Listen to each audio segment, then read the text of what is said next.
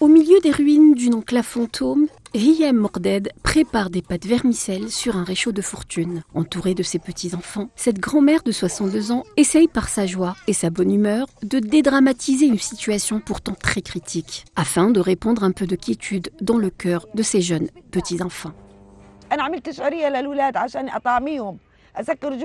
J'ai cuisiné des pâtes pour nourrir les enfants et calmer leur faim. Mais je ne peux pas acheter de légumes car nous n'avons pas d'argent.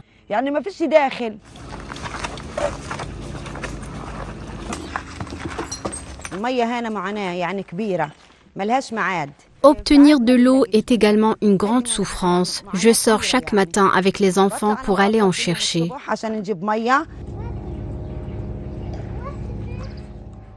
Durant les 2 dernières années, Hiyam Morded a perdu sa maison et tous ses biens. Plusieurs membres de sa famille, dont ses enfants et ses petits-enfants, ont également été assassinés. Un deuil profond que le cessez-le-feu n'a pu effacer. Ma maison a été complètement détruite. Un bulldozer l'a complètement rasée. Mais malgré cela, je suis revenue et j'y vis. Quand ils ont annoncé qu'il y avait une trêve, j'ai versé des larmes de joie et de tristesse à la fois, car j'ai perdu certains de mes enfants et petits-enfants.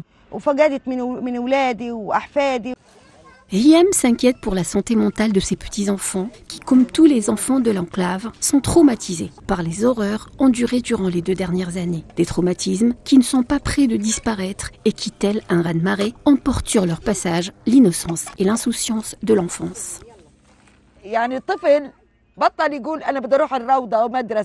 Les enfants ne disent plus « je veux aller à la crèche ou à l'école », mais plutôt « je veux aller chercher de l'eau ou de la nourriture ou un colis alimentaire ». Leurs rêves ont disparu, ils ont oublié l'école, ils ont même oublié comment jouer. Autrefois, ils allaient au parc, mais aujourd'hui, ils jouent sur les décombres. Nous voulons que tous les débris soient enlevés, cela nous affecte, ainsi que la santé mentale de nos enfants. Nous voulons redonner un peu de vie, nous voulons ressentir de l'espoir à nouveau.